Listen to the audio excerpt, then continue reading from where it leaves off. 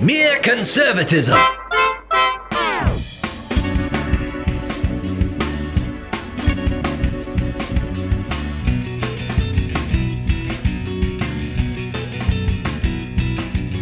David Perry and Cleve Walker, and this is Mere Conservatism. David, you went to a Braves game recently. Oh, yeah. Yeah, loved it. Braves, Astros, Braves win. A lot of fun.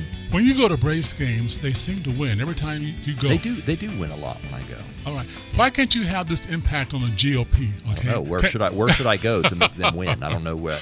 That's a good question. I go to DC or something like that. I really don't want to go there.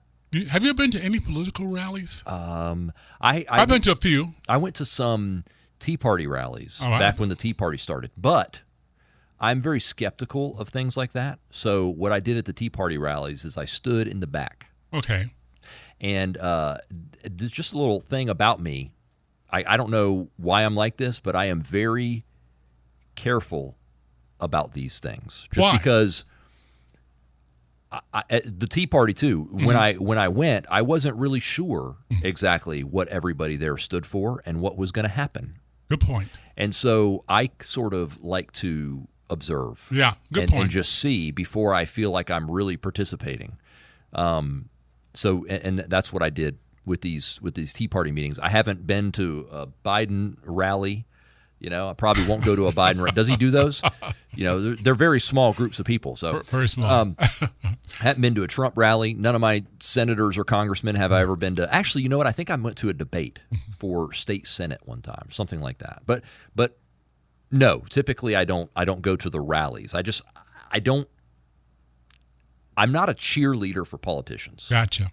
All right. That's not really how I see myself. I follow you. So far, I'm in agreement with you. I'm not sure I'm going to stay in agreement with you because I'm going to ask you about what happened recently with, I love this, $10,000 in federal student loan debt canceled. That sounds so magnanimous, doesn't it? They canceled debt for people who owe student loans, people who earn under a certain amount of money, which is actually $125,000. That's a pretty big amount of money. Yeah. For most places in the country, $125,000 is a lot of money. Right. So, what's the big takeaway, David, for you in this cancellation of debt? Well, they're buying votes. Biden is buying votes. It's an attempt to play to a constituency, which actually is pretty small, but it's an important part of the Democrats' constituency. College-educated white people. Right. And support in that area is slipping. So I think I saw the number. It was less than 20% of adults in our country have student loan debt. Wow. Less than 20%. That's the stat I saw. Now, I don't know how true that was, but that's a pretty small group of people, really. And a lot of those people are the highest earners in our country. So they have student loans, but they're college educated, so they have theoretically better jobs, a lot of them. Now, also a lot of people who have student loans also have bad jobs because they got bad degrees that or degrees that didn't really help them be high earners necessarily. And I sympathize for those people, with those people. But yeah, it's a relatively small group of people. They're basically buying votes. They're trying to energize their base. Yes, that's right. They have needed some excitement. It's a campaign promise. Right. It's a campaign issue, and it's an election year, so they're doing something. So this is unconstitutional. Don't you agree? I mean, I don't know. I'm not really sure. The latest legal experts I've heard on it say the executive branch does not have the ability to do what he just did. Yeah, well, Nancy Pelosi said that months ago. She said that he couldn't do this, that he could delay payment, but he couldn't cancel debt, that Congress would have to do that. So that's what she said. Right. Is it unconstitutional? I'm not 100% sure. Okay. I don't know.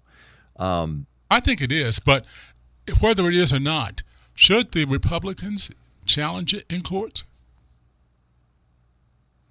That's a good question, politically. Yes, that's what I'm trying to get at, something. Yeah. I don't know. I'm not really sure politically if it's a good thing for them to challenge it. My gut says yes, because there is there's a lot of outrage over it. Oh, a bunch. Oh, because my there's goodness. a lot of people that feel like now they are having to pay the debts of other people. Well, they are. Which is exactly what's happening. And they don't think it's fair. Either they never took out student loans because they didn't go to college, or they never took out student loans because they paid their way through college. Maybe they went to a less expensive college that they could afford. Right. And they They sacrificed something to be able to pay for it. Or they did take out student loans and then paid them off. A lot of people did that. And so many people in one of those camps are feeling that the rules kind of got changed in the middle of the game here, and that they're having to pay for other people. Debt that the government extended to people. Right. That they probably shouldn't have. The government shouldn't be in this business, and really college is not for everybody. They're trying to get everybody to go. Now you're bringing up my point. A lot of folks did not go to college and still made it, and so really they're left out in the cold with, hey, that's not right. There's a lot of There's a lot of issues with this policy when it comes to fairness. That a lot of people don't feel like it's fair, and a lot of other people feel like, well, these student loans that I owe for this degree that is not paying off for me also isn't fair, and that's kind of true too in some ways. I mean, I sympathize with people who have student loans and don't have the income to justify them. But that doesn't mean that everybody else should be on the hook for that. It's a unfortunate situation for everybody. I don't think doing this, spreading out the unfortunate nature of it to everybody, is necessarily the good thing to do. But that's socialism. That's what socialism does.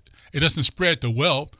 It spreads the poverty. Yeah, everybody gets to suffer. Debt. Yeah. Spread the debt around. And I do believe they want the GOP to challenge this in court, because the Dems, I'll give them credit, David, they think about the long game. Okay, they're not just thinking about this moment. What can we have that we can throw at the GOP during the course of this campaign, during the presidential race leading up to that? Because if they get this in place, then they'll tell their constituents, don't vote for us. These guys are going to put you right back where you started from. Yeah. Well, my guess is that this will be a post-election thing. If there's some sort of challenge. I mean, look, here we are. We're at the end of August. Post-election for this election, but not for the presidential. Yeah, of course. Yeah. That's right. So that's the long game they're thinking about. They still have to find some way, whatever happens in the midterms, they got to find some way with not having a strong, right now anyway, presidential candidate. They've got to give an issue that they can ride to the White House with.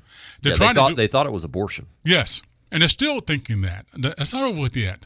They're still telling them, hey, we're the ones that will give you the right to kill that baby, okay? Yeah.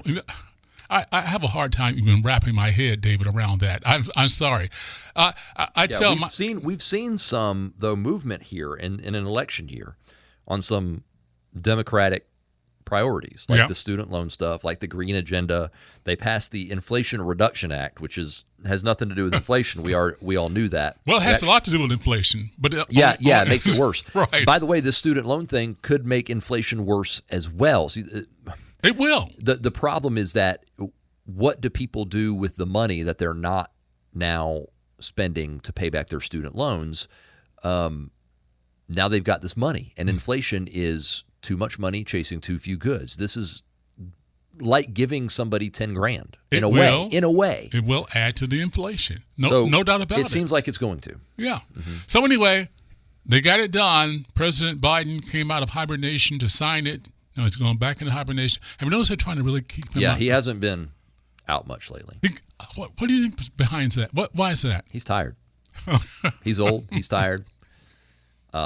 Matlock's on. Stuff like that. I was going to say, again, the Democrats don't want him on the campaign trail with them. They don't want him. They want this issue. But I think, David, they don't want Biden for two reasons. Number one, he's still very unpopular, still 40% in some polls. But also, who knows what that guy will say? Who knows what will happen when he starts talking? Because they don't know when he's going to collapse. Right. And if they have him on the campaign trail, they have to allow space for him to pack his box set of Diagnosis Murder to bring with. Okay. So anyway, that's the big issue. That's before us. How about the magistrate, Judge Reinhardt? approving the warrant on President Trump's Mar-a-Lago, saying, hey, we got to take a look at the affidavit, or at least a redacted form of it. Yeah, they want to see it. Is that going to happen? I think they're going to slow walk it. Thank you. I don't know if it'll ever come out. Last week we talked about the drip, drip, drip of the leaks coming out. They want this out slowly. That's what they want, David. That's probably going to continue. And even when there's an order like this, sometimes, we got to redact a few things, and boy, it's got a process to go through. So it'll take a while. Even if it's not something that benefits their so-called investigation, there's stuff they can leak out to maybe people who are fighting Trump on other ends, like the tax thing or whatever. They can look through this stuff and find something. Yes, they can leak it out of context to give a perception, and that's what matters. Yeah. They know that they can. One reason they do stuff like this, Cleve, is because they know that they can do an FBI raid on Donald Trump, that it will look bad to some people, that it'll look bad. Oh, Donald Trump was raided by the FBI. He must be into some bad stuff. He must have a meth lab at his house. He must be keeping kids in cages, or whatever people think. When you're raided by the FBI, people think a lot of things, right? And then they might form an opinion and never think about it again. Right. And that's actually what they're hoping that a lot of people do. They when they come out with a leak out of context, you hear something that sounds pretty bad, you make a judgment that gives you a negative perception of this individual, and then you never think about it again. You never dig in to see what the truth really is. You have your perception, and perception is reality. And the Democrats bank on this. Rush Limbaugh used to call, I think it was him that used to call people low information voters. You remember that term? That was his favorite terminology. That was the idea. There was these people that just kind of they took a headline out of context, or they took something that the media fed them. They got the perception that the media wanted them to have, and then they never engage. And when they get one leak and that begins to die down, David, then they can give another leak and start up all over again. This is the gift that keeps on giving. This kind of thing they're doing right now. Yeah. The idea is they want people thinking that Trump was hiding nuclear secrets that they intended to sell to the Saudis. Yeah. And if they can get some people to think that and never really engage and think about anything else, believe it or not, a lot of people are catching on to this these days, Cleve. Americans are smart people, generally speaking. For the most part, yes. They're catching on to this tactic, but there are some who are just going to take that hook, line, and sinker and believe it. Of course. And again, it's energizing their base. They have not had anything to get excited about for quite some time. This is one more thing they can say, listen, hey, we're fighting a good fight. We're fighting this Nazi orange guy. We're still fighting him. So, it gives them energy. Yeah, it doesn't get any worse than Donald Trump. And he's literally Hitler. He's orange Hitler. The only thing worse, of course, is Ron DeSantis. The next Republican is always worse than the last one. Have you noticed that? Oh, yeah. And understand this. Whether or not to get an indictment out this or not, I don't think they will. They don't really need it. They'd like to. Whatever they do to Trump, David, they're going to tag on to DeSantis or any other GOP leader who comes to the forefront. I hope we understand this. This is not just about destroying Trump. It's about so damaging him that he becomes a brand that they can tag to anybody. And they have done that. He is a brand that they put on people. But Liz Cheney escapes this fate, right? She's the good Republican. And do you know why, Cleve? Republicans like Liz Cheney. Liz Cheney and Republicans like her. You know why that they're the good ones? Because they lose. I like that. It's true. They love Republicans who lose. They hate a winner. They love a loser. That's right. Okay. As long as you're losing, they have respect for you. You see how that works with the leftists and the media and all these people? They have respect for Republicans. Oh, I can respect Republicans. I can understand Republicans like Liz Cheney. Of course, because she loses elections and she never gets anything. She just stands. She's just a. I'll tell you why they like Liz Cheney though, and not only her, but Republicans of her ilk. Besides what you just said. The Democrats want to destroy the Republican Party, but they would love to have a token party there to give the image that we still have a two-party government. They have to have Republicans. They do. They need Republicans to be there to debate and to have opposition with. It's a show. Yes. That's why That's why they like Republicans who lose. They don't want Republicans to actually win. They just need them to be there to have some opposition to contrast with a little bit, stuff like that. I've heard them referred to by Michael Knowles is a podcaster on the right who calls them court jester conservatives. I love that. It's a great term because that's what they're there for. They're just there for a little laugh, for a little show, little entertainment, and then they lose. They go down to their cellar or whatever and do their thing. They don't actually have any power ever. That's the kind of Republicans that Democrats like. So when you have somebody in the media, somebody on the left who respects a Republican or somebody on the right, understand there's a reason why. Right. It's because they're ineffective. I think any Republican leader, for example, who has not spoken out strongly about Mar-a-Lago, for one thing, and has not taken a strong stance on some of the other issues of our day, fit in that category.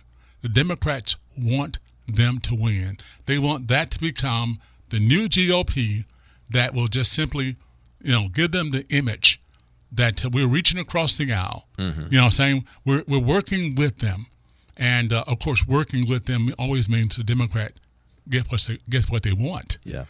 Always. So, and by the way, Cleve, there's a term for Republicans like this. People call them Rhinos. Right. Republican in name only. And many years ago, you and I had this discussion. I said to you, Cleve, maybe I'm the Rhino. You did. Do you remember this? I remembered this. Because I forgot I that. looked at the Republican Party, and I saw it was full of people like Liz Cheney, right? Full of people like John McCain. John McCain, Yeah. good one. Even Mitt Romney. Right. It was full of people like that. And I thought to myself, you know what?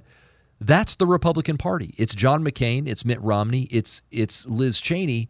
Maybe I'm the Rhino. Maybe I'm the one that's a Republican in name only because I'm actually conservative. Yeah. And I actually want them to do conservative things when they get to office. I actually want them to limit the power of government and get rid of regulations where the government lords over us. And I actually want them to do stuff, and they don't. They spend money. Right. They allow the Democrats to win. They reach across the aisle. They lose graciously. Lose graciously. They're court jester conservatives, as Michael Knowles would call them. And so maybe I'm the odd one out. And I felt like that for a long time. Well, but I'm funny. starting to feel like the Republican Party is changing. And I think, Cleve, it changed with Trump. Yes, it did. And I give him credit for this. I'm not a Trump booster. I'm not a Trump sycophant. You know that. But the Republican Party changed with Trump, and it changed in a good way. It did change to a party of conservatives who plan on winning stuff. Right. And, man, I don't know about you, Cleve, but I am not sick of winning yet.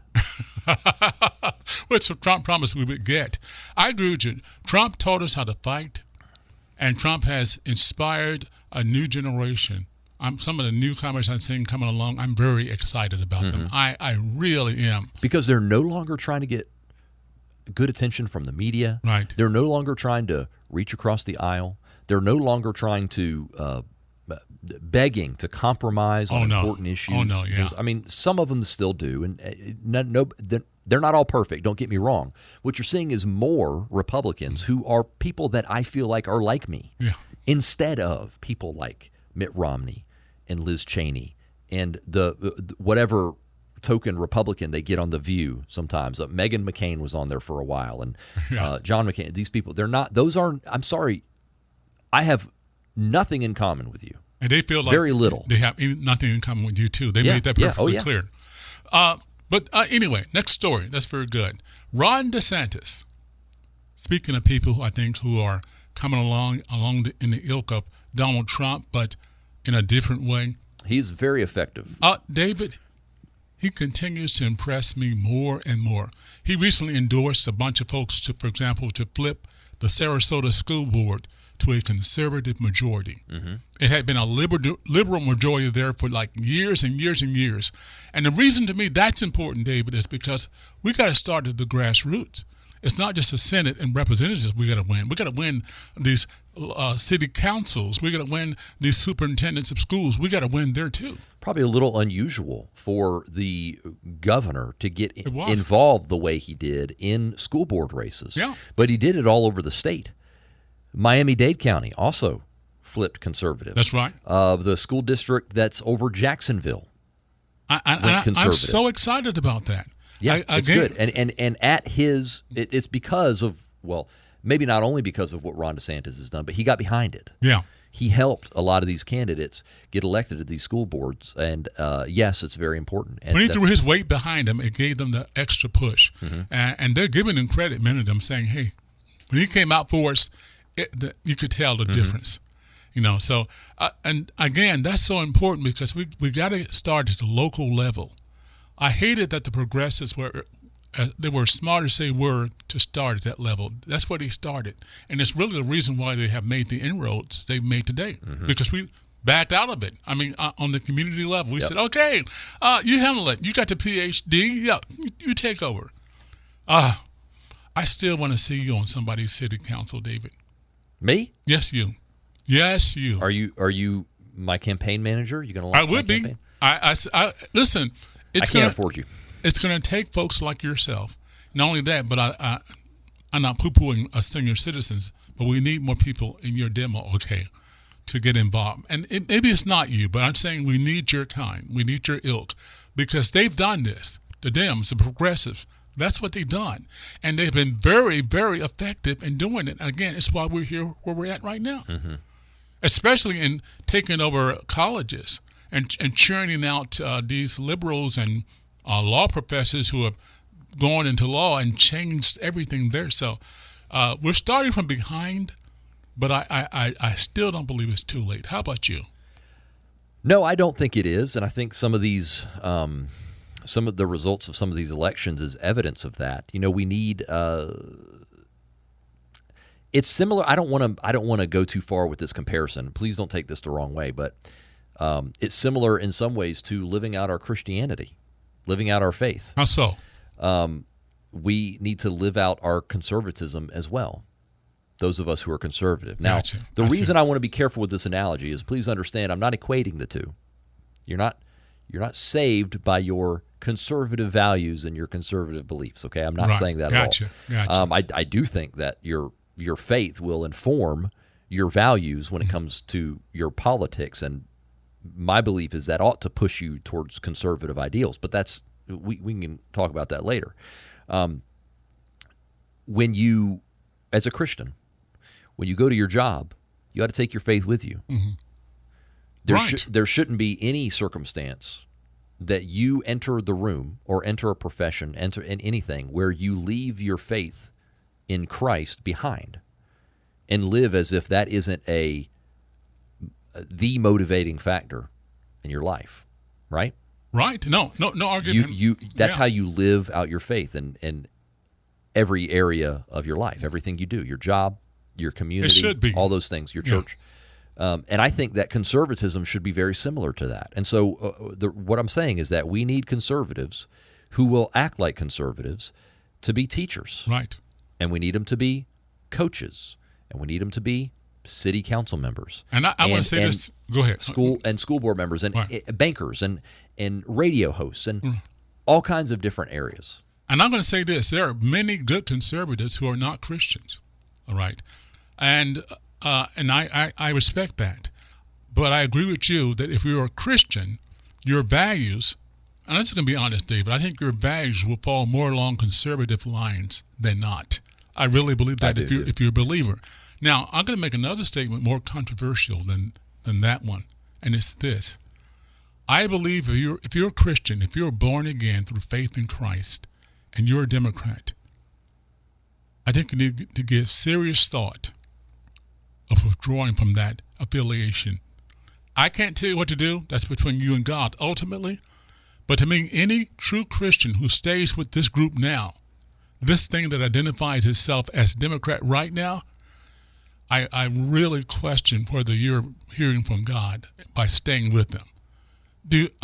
What do you think? Well, I think you're right, and what Cleve is talking about is not student loan forgiveness either. No, we're talking about other stuff. Okay, no, we can disagree on that if you want to. Right, exactly. We've said many times. There are more.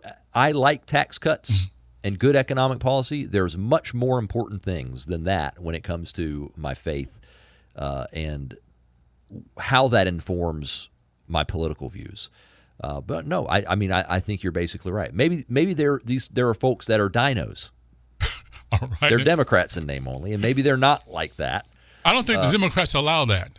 I really don't. It doesn't seem like it. They're not like us. But when you talk about the killing of the innocent unborn, when you're talking about redefining gender, when you're talking about indoctrinating kids and grooming them, getting them ready for an immoral lifestyle. It's a big thing. It's a big deal when you have effectively the president of the United States saying that children ought to have quote-unquote gender-affirming surgery, which really is gender-denying mutilation is really what it is. Exactly what it is. I mean, at that point, again, it's not about the money. It's not about the state of the economy. I think that's important. I'm not poo-pooing that, okay? And I think capitalism is a good system. But these things we just talked about go to the core, basic core, if you're a Christian, of whether or not you believe the Bible is the Word of God and the definitive authority in your life. If it isn't, okay, stay a Democrat. But if it is, again, I ask you, please consider. I'm not even telling you to come into the GOP. I'm saying get out of that bunch. Mm-hmm. That group has adopted a flag that is totally, to me, anti-God. I'm sorry, I just know the way to put it. Yeah, I have nothing to add to that. You're right. Well, I'm glad I got that off my chest. David, as always, folks can join us again through various means. Yeah, make sure that you find us on Facebook. We'd Yeah. love to have you as part of our Facebook page. We post the podcast there every week. You can also find our podcast on YouTube and MereCon Media. Find it on iTunes, on Stitcher, on Spotify. We're all that good everywhere. stuff. Yeah. Everywhere. I like that. Like Santa Claus. David Perry, and I'm Cleve Walker, and this is another edition of Mere Conservatism. Keep the faith. It is not over with yet. I promise you.